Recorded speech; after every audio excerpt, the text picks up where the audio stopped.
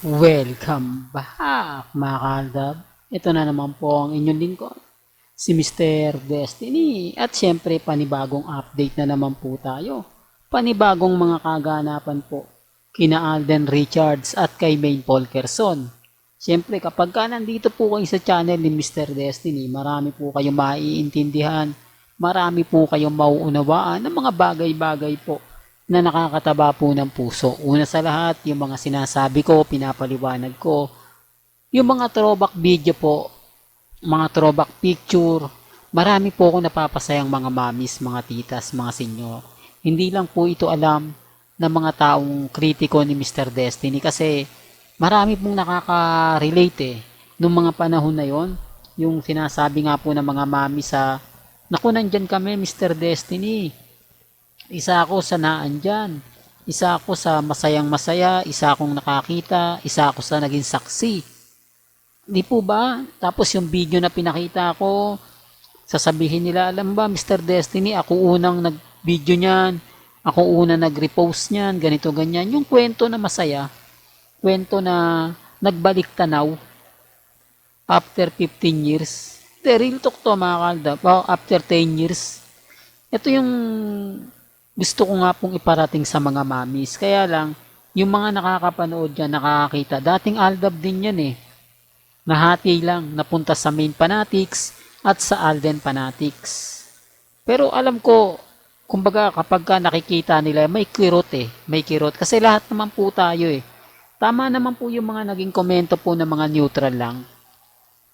Yung hindi po talaga sila fans ni Alden, ni Maine, pero natutuwa sila kapag napapanood nila yung Barangay One for All for One. Ang ibig kong sabihin, legit Dabercad sila.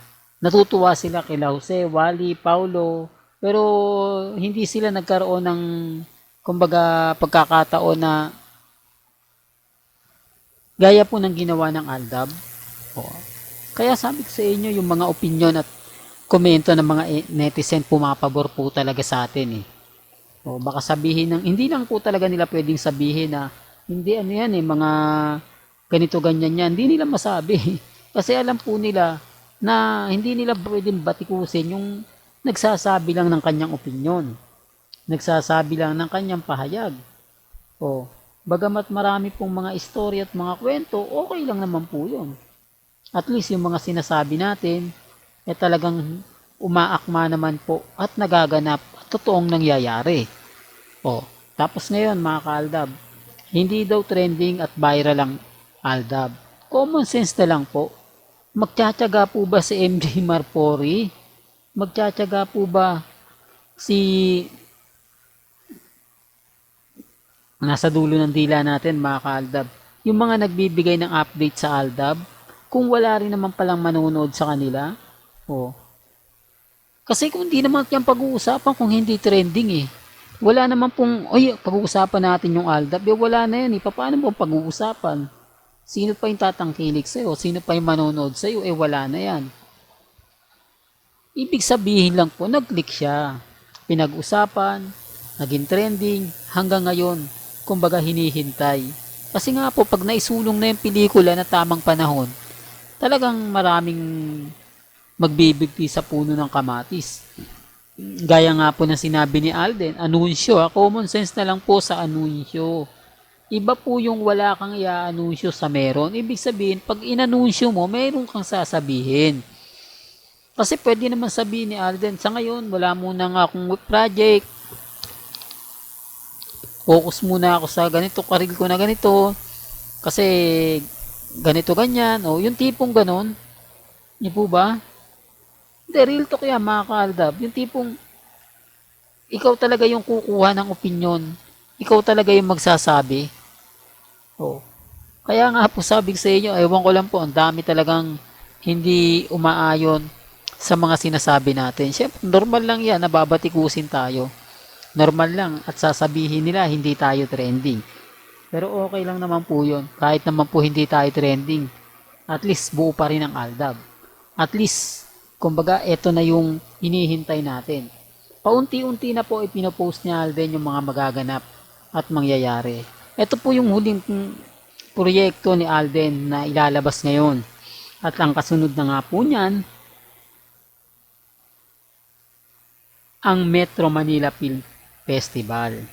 Hindi lingid sa inyong kaalaman, nung nasa Itbulaga pa si Alden, talagang gumagawa po sila ng pelikula ni Bossing. Ito lang po yung nagkaroon ng problema, yung tipong ayaw nang ipagamit si Alden ng GMA Network, gusto masolo lang ni Alden, ayaw nang idikit pa si Alden Richards kay Maine, doon lang po naglaho. Ngayon wala na pong karapatan o wala na po sa poder ng GMA Network si Alden Richards. Ibig kong sabihin, freelancer na lang po siya. Hindi po ba? Pwede siyang gumawa ng pelikula sa iba. Gaya nga po, gaya nga po ng pagpirma ng kontrata ni Alden Richards sa Viva Films. Oh, kung titignan nyo bawal yon, di po ba? Kung may project, kung nakontrata pa po si Alden Richards. Kasi may GMA Films to eh. Oh, bakit hindi na lang GMA Films ang ni Alden Richards? Hindi po ba? Bakit kailangan niya pa ng Viva Films? Eh yung mga artista rin naman kukunin doon, po pwede naman bayaran yon. Di po ba nagaling sa Viva Films? At bakit sa Viva Films pa? Napakarami naman pong artista ang GMA Kapuso. Lalong-lalo na po sa mga Sparkle Artist Center. Oh, yan yung pinapaliwanag natin, mga kaaldab, na hindi po nila nagegets at naiintindihan. Pero okay lang po yan. Sabi ko naman sa inyo, masaya po ako. Masaya si Mr. Destiny, lalo na po ngayon na nararamdaman natin na kahit papaano sumusulong na. Nagbibigay pahiwatig na. Hindi naman po kaya biglain yan eh. Di po ba? Maraming magbibigti sa puno ng kamatis. Pero darating din po yung point na yan, mga kaaldab. Darating din yung point na gugulatin na lang po tayo. Gugulatin tayo na darating yung isang bagay na mas maraming magugulat, mas marami ang magtatanong, yung tipong, eto na ba yung pinakahihintay natin? Ito na ba yung pinakahihintay ng lahat? Po ba? Kaya nga sabi ko sa inyo, mga kaaldab, relax lang po kayo, kampante, at maging matatag. Di po ba? Hanggang dito na lang po ang ating latest updates. Kaya kung gusto nyo pa po ng pinaka-latest at sariwang update, abay tumutok lang po kayo dito po sa channel ni Mr. Destiny para updated po kayo sa mga bago at sa mga latest na i-upload po natin maya-maya. Hanggang sa muli, salamat po sa panonood at pakikinig.